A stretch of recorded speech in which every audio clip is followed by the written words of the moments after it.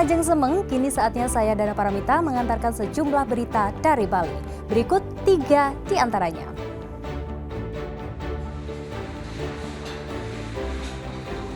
Direktorat Reserse Narkoba Polda Bali menangkap seorang pengedar narkoba dengan barang bukti sabu-sabu hampir seberat 1 kilogram.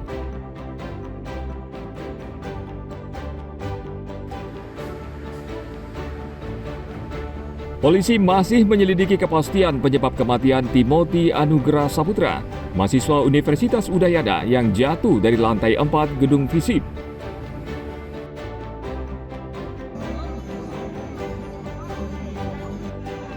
Upacara Maligia Punggal diikuti pembakaran 4 jenazah warga Jepang di Desa Mas, Ubud, Gianyar.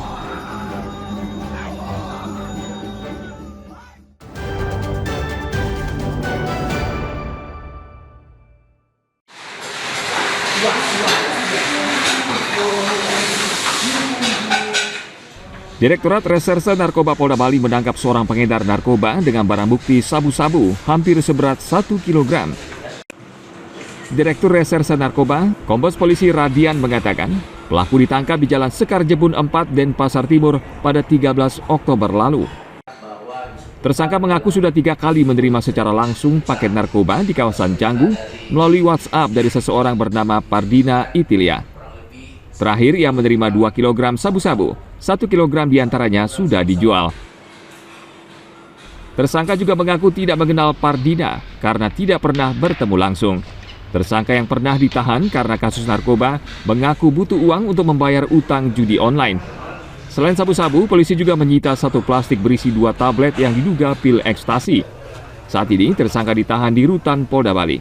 Polisi masih menyelidiki kasus tersebut untuk mengungkap jaringan peredaran narkoba di Bali.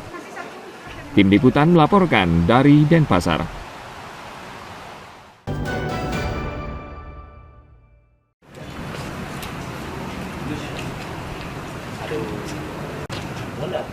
Seorang residivis kasus narkoba kembali berurusan dengan polisi.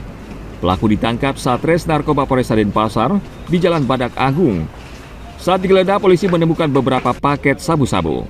Dari keterangan pelaku, polisi kemudian menggerebek kamar kosnya di Jalan Drupadi Denpasar.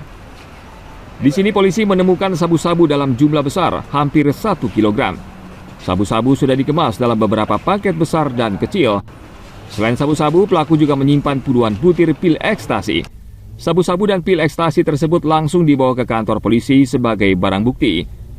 Tersangka mengaku sudah mengedarkan sekitar 1 kg sabu-sabu dan mendapat imbalan 25 juta rupiah. Dari kegiatan tersebut diberikan upah paket kecil sebesar 25 juta per kilonya. Selanjutnya pelaku dan barang bukti dibawa ke Polres Denpasar guna penyidikan lebih lanjut.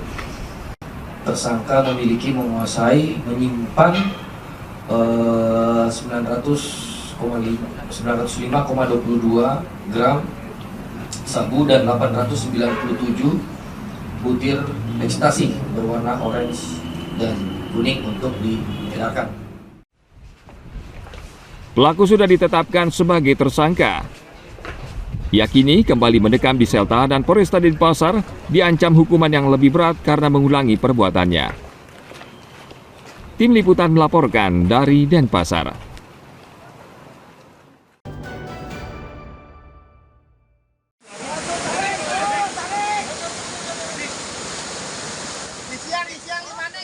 Hujan deras dengan intensitas tinggi di hulu Sungai Tukat Unda mengakibatkan aliran sungai meluap.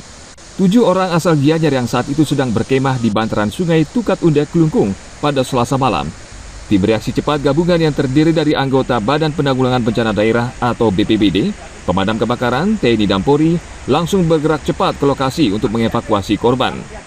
Tim menggunakan tali tambang dan peralatan lainnya sehingga korban bisa diselamatkan ke pinggiran sungai.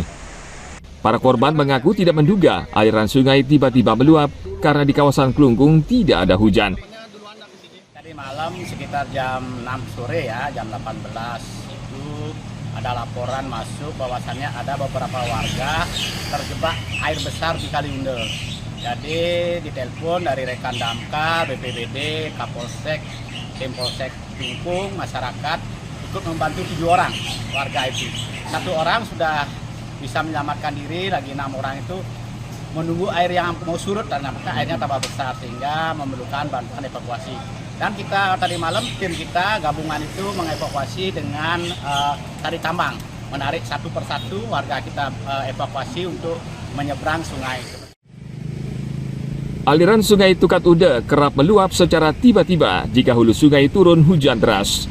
BPBD Klungkung mengimbau warga berhati-hati saat beraktivitas di aliran sungai, apalagi saat musim hujan.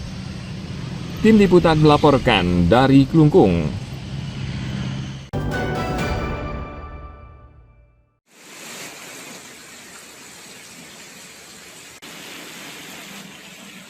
Kondisi cuaca saat ini tidak baik.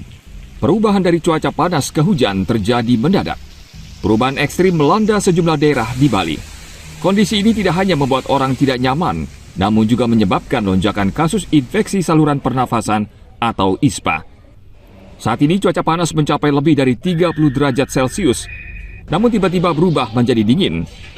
Kondisi cuaca ini bisa berdampak buruk karena tubuh sulit beradaptasi. Di Bali saat ini pas peak panasnya panas banget ya, sampai 30 sekian ya. Pas kemudian tiba-tiba hujan dan tiba-tiba dingin ya. Yang ini merupakan suatu faktor yang mempengaruhi tingginya kasus infeksi saluran pernafasan, termasuk yang saya alami memang sekarang kebetulan saya sebagai praktisi swasta juga ya mengalami ini lonjakan ini sangat bermakna sekali, pasien dengan keluhan batuk, pilek, panas ya. Nah, tetapi untuk di rumah sakit setelah saya pantau selama 1 tahun ya sampai bulan ini, kasus yang ada masuk ke rawat inap dengan kasus ini 160 kasus ya yang ada, tapi cuma 45 yang kasus yang mengalami keluhan batuk, pilek sama sesek ya.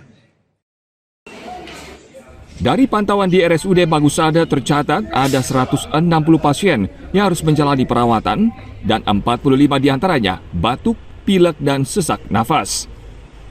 Begitu juga di puskesmas dan klinik swasta. Jumlah pasien yang menderita ISPA juga meningkat.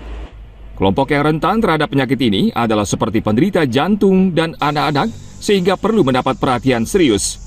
Dan untuk mencegahnya, masyarakat diminta menjaga pola hidup sehat dan mengonsumsi makanan sehat, serta beristirahat yang cukup untuk meningkatkan daya tahan tubuh. Ana Agung Gede Agung melaporkan dari Badung.